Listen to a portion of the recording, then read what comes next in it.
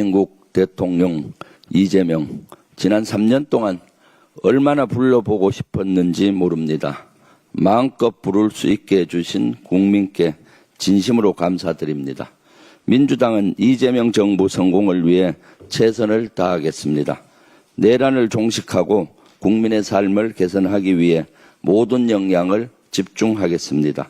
국민과 함께 걷겠습니다. 국민이 주인인 나라, 국민이 행복한 나라를 만들겠습니다. 어제 이재명 대통령께서 처음으로 용산 대통령 집무실을 갔습니다. 이후에 소감을 발표했는데 무덤과 같다. 그 안에는 컴퓨터도 없고 프린터도 없고 하다못해 필기구조차도 없더라.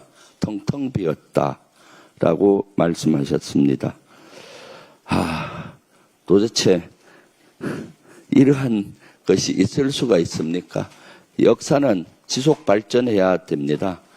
대통령실은 우리 대한민국호의 컨트롤타워입니다.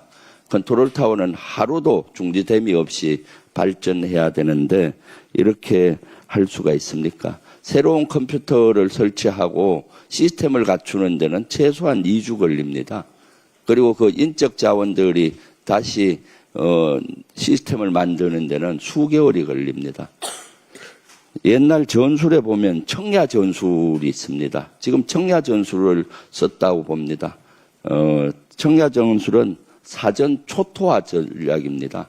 후퇴할 때 철저히 들판에 있는 곡식도 다 태워버리고 건물에 있는 옷이며 모든 것을 파괴하고 못 쓰게 하고 후퇴하는 거죠.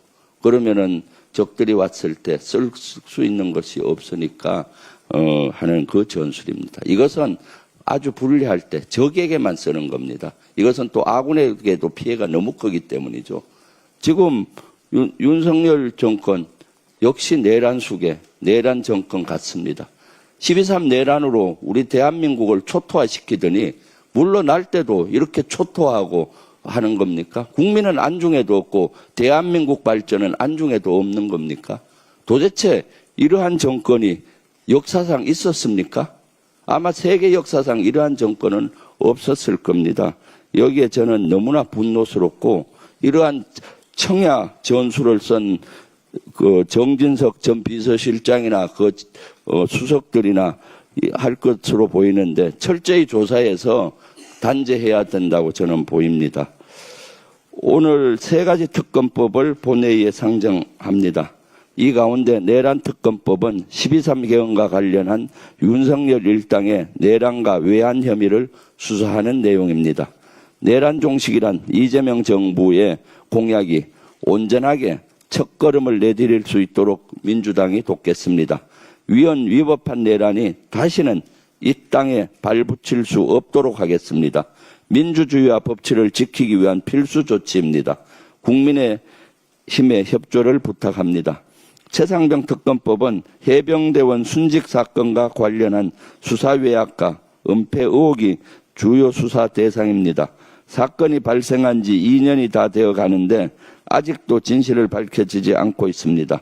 항명 혐의로 기소된 박정훈 대령도 온전하게 명예를 회복하지 못했습니다. 만약 최상병 사건을 제대로 파헤치지 못한다면 앞으로 대한민국은 어떻게 되겠습니까?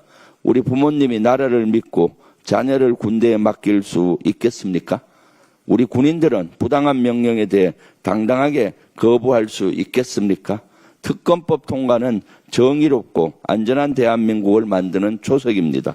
특히 수사 외압과 관련한 의혹은 최근에 또 드러났습니다.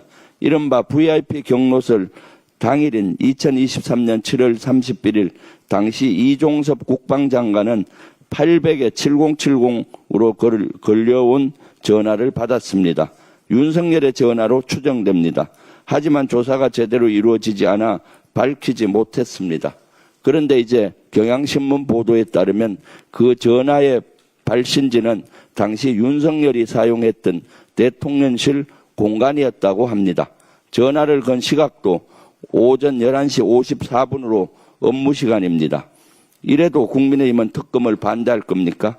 12.3 비상개헌뿐 아니라 최상병 사건의 정점에서 윤석열의 추악한 그림자가 진실의 빛을 가리고 있는 건 아닌지 반드시 확인해야 합니다.